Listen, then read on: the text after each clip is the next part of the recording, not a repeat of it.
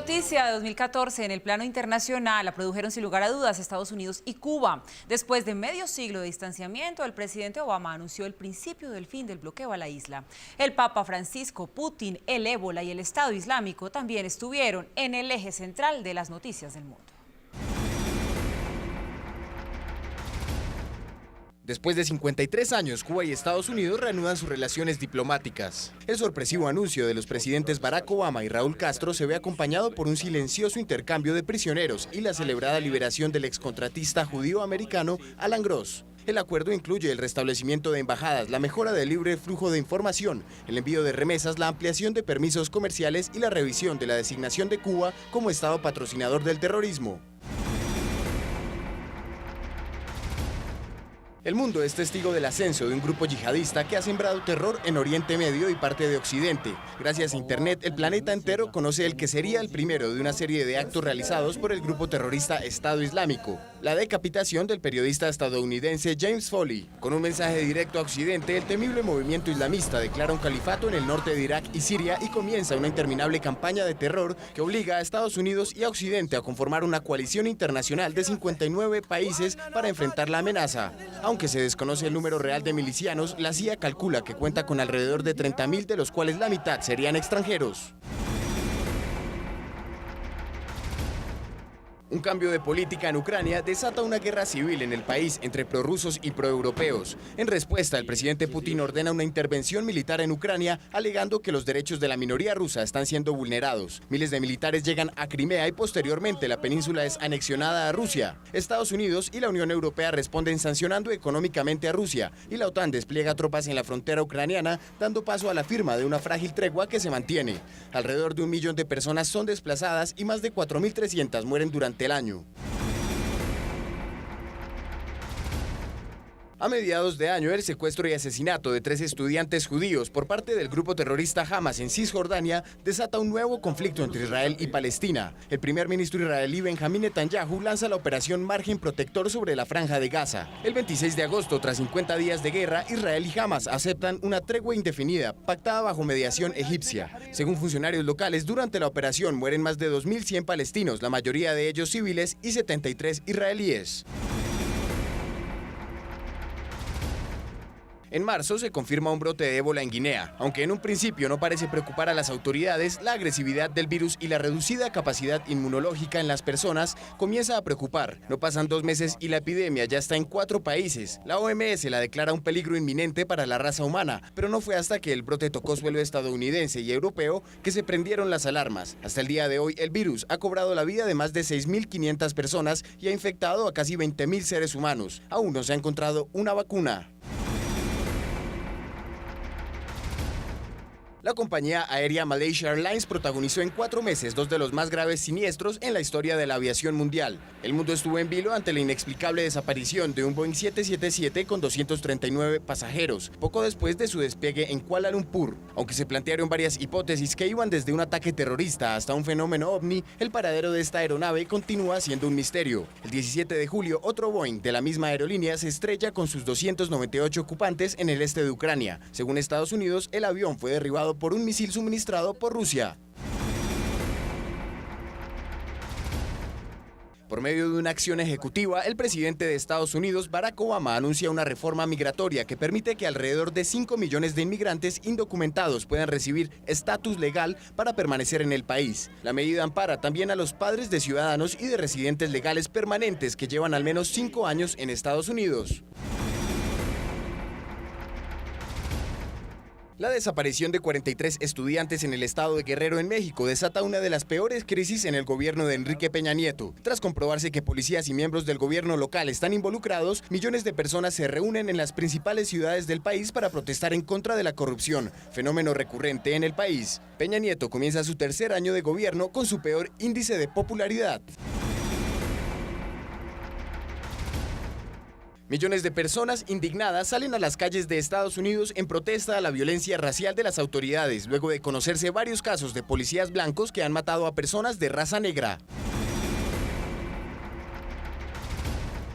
En abril, el mundo vuelve a fijar sus ojos sobre África. Esta vez el secuestro de más de 200 niñas por parte de un grupo terrorista hasta ahora desconocido genera una campaña mundial en contra del terrorismo. La organización armada Boko Haram cobra relevancia internacional y cada vez es más conocida por sus masacres. Desde mayo de 2013 hasta hoy, el grupo islamista cobra la vida de aproximadamente 6.000 personas y obliga a más de 750.000 a dejar sus hogares. En Venezuela, la muerte de 2 estudiantes y la detención del dirigente opositor Leopoldo López hacen que miles de personas salgan a las calles para protestar contra el presidente Nicolás Maduro. La revuelta se prolonga por 6 meses, dejando un saldo de 43 muertos, más de 3.000 detenidos y cerca de un centenar de encarcelados. Venezuela termina el año como el país más inseguro del mundo, de acuerdo a la firma Gallup, con una inflación del más del 50% y un déficit de 25.000 millones de dólares para el próximo año.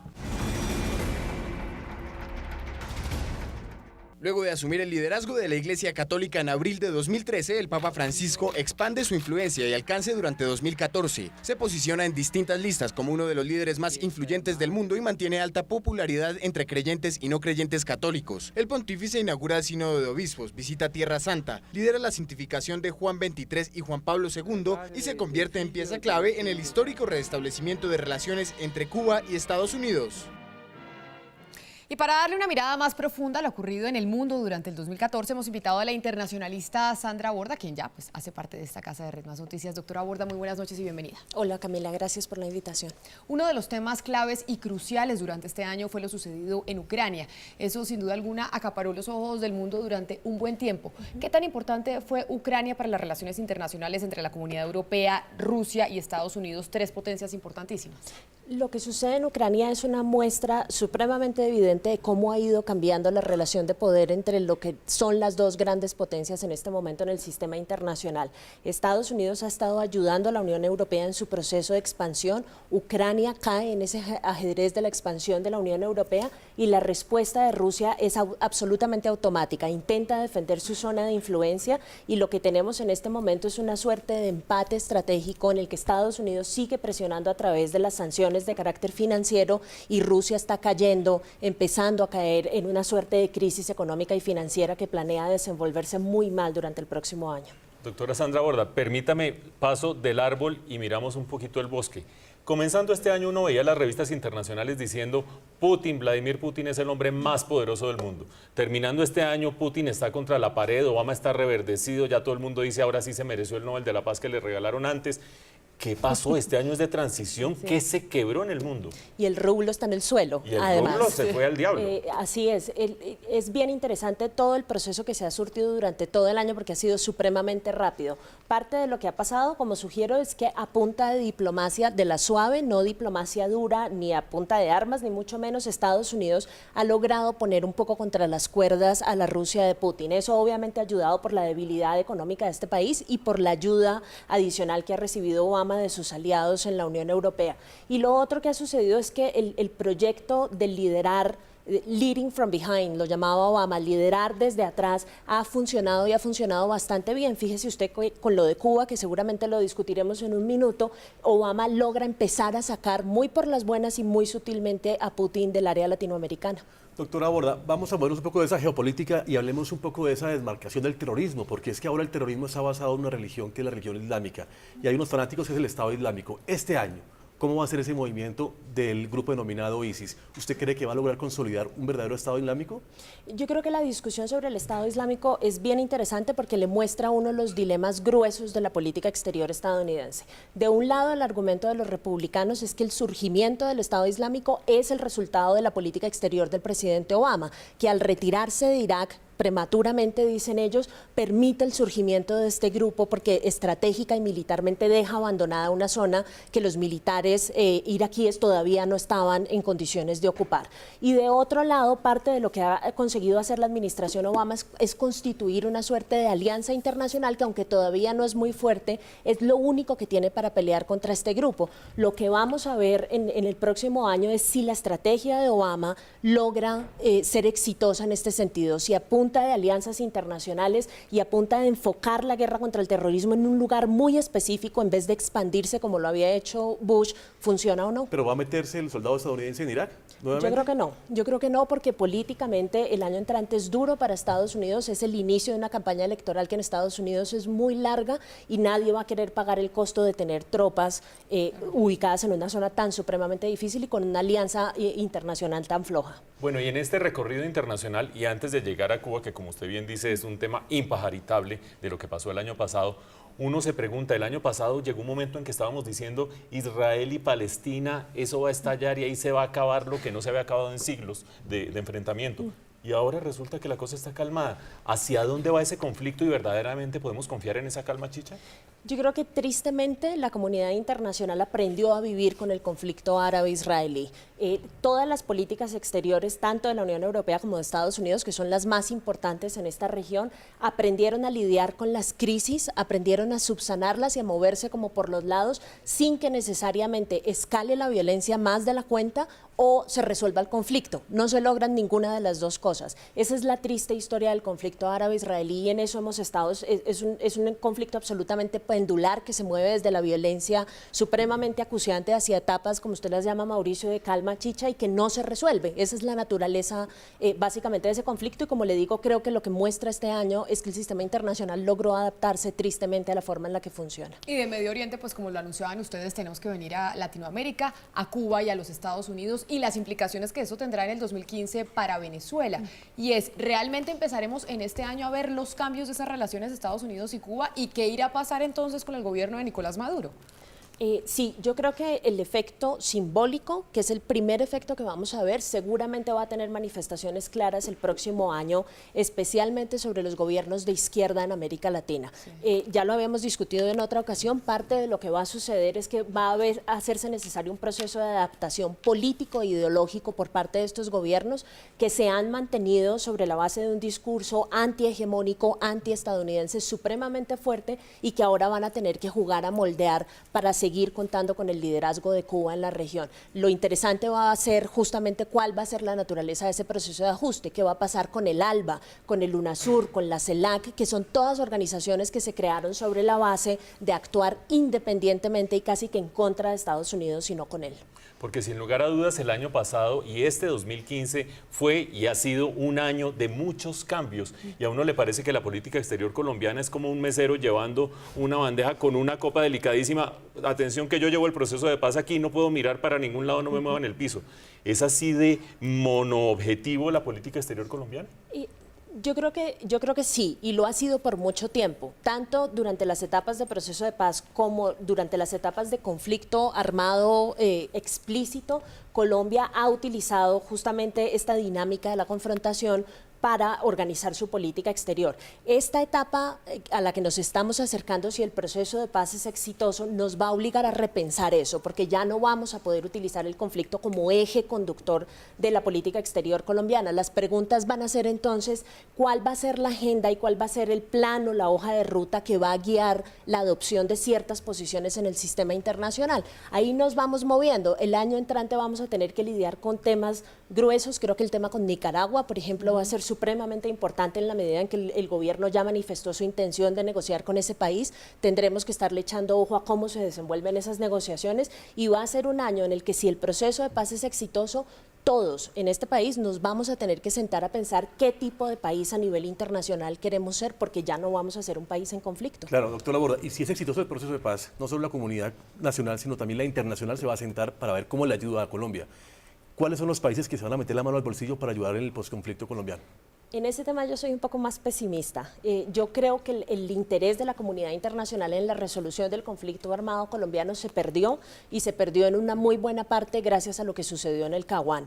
La comunidad internacional, como en el caso del conflicto árabe-israelí, aprendió a vivir con el conflicto colombiano, aprendió que se puede contener, que se puede moldear y desafortunadamente en esta ocasión yo creo que las arcas no van a estar tan llenas para contribuir con el gobierno colombiano, entre otras cosas, en el proceso de construir paz. entre otras cosas porque este es un gobierno que se ha vendido como un país que ya está a punto de acceder a la OECD, que es un país cuya economía está funcionando mucho mejor. Luego, la pregunta natural de la comunidad internacional es para qué ayudar a un gobierno y a un país que está pasando a las grandes ligas de la política internacional. Este es un país que puede lidiar con su posconflicto solo. Pues, doctora Sandra Borda, gracias por venir hoy a Red Más Noticias y esperamos contar con su presencia aquí en este set muchas veces durante el 2015. Por supuesto, con mejores noticias, ojalá. Claro que sí. Y hablemos ahora de quienes nos dejaron el año pasado. Colombia y el mundo lamenta la partida del Nobel de Literatura, Gabriel García Márquez, y también del comediante Roberto Gómez Bolaños, el creador del Chavo del Ocho. Estos fueron algunos de los hombres y mujeres que este año nos dijeron adiós.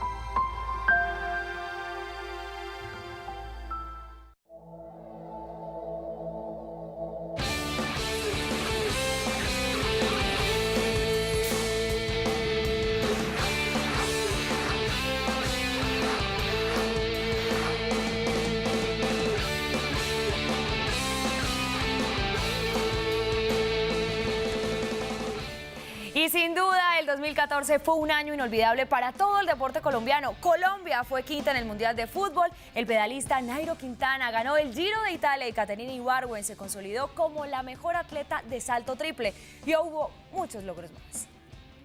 Histórico para un colombiano, chiquitico, menudito, morenito, con una piel tostada por el sol. A 9.000 kilómetros de distancia los colombianos vibramos con esta narración y la gloria en el Giro de Italia que tenía un solo protagonista, el hijo de Cómbita Boyacá, Nairo Quintana. Tras un comienzo complicado por una bronquitis y con caída incluida, Nairo Man se abrió paso y como el ave fénix resurgió entre las cenizas. Los demás competidores veían cómo un rayo a pedales se imponía en la 16ª etapa ante la inclemente nieve y a 3 difíciles puertos de montaña. A su llegada al escarabajo lo esperaba la camiseta de líder que abandonaba después de 3 jornadas a Rigoberto Urán para cambiar de dueño, pero seguía siendo colombiana y así fue hasta el final en Trieste. A celebrar Colombia, a celebrar los dos juntitos. ¡Qué linda imagen, por favor! Así viene Nairo Man y así está Rigo. ¡Se termina! ¡Sí, se termina! ¡Sí, Nairo, Nairo, Nairo! ¡Rigo, Rigo, Rigo! ¡Impresionante! Una vez más Urán como subcampeón acompañaba a Nairo en el podio, quien con la mítica Magliarosa se acompañó del enrollado y dorado trofeo para convertirse en el primer latinoamericano en ganar el Giro. Se creció el enano. Nairo lograba cosas que solo los gigantes pueden alcanzar. Colombia se paralizó con la participación de la Selección Colombia en el Mundial Brasil 2014. Allí, el equipo de José Pekerman logró llegar a los cuartos de final. El pueblo colombiano acompañó masivamente los partidos contra Grecia, Costa de Marfil, Japón, Uruguay y Brasil. En Bogotá hubo un recibimiento de héroes a todos los integrantes de la tricolor. La gran actuación de Colombia dejó una figura, James Rodríguez, quien fue el protagonista de una transferencia histórica al Real Madrid por 80 millones de euros, que se oficializó el 22 de julio. El ciclismo volvió a ser fuente de gloria con Mariana Pajón, quien el 27 de julio fue campeona mundial de BMX en Rotterdam, Holanda. En agosto, el tenista Santiago Giraldo consiguió el puesto más alto para un colombiano en la historia en el escalafón de la Asociación de Tenistas Profesionales ATP, en la casilla 28. El que nunca falta entre los gloriosos es Orlando Duque, que en esta temporada repitió como campeón mundial de salto con altura en el Mundial de Natación en Rusia el 10 de agosto. El 17 de ese mismo mes, la tradicional Vuelta a Colombia llegó a su edición 64 y el campeón fue Oscar Sevilla. Los deportistas colombianos siguieron haciendo su agosto porque el 24, Caterina Ibargüen se convirtió en campeona anticipada de la Liga Diamante en el triple salto, lo que le valió la nominación a Atleta del Año de la Asociación Internacional de Atletismo.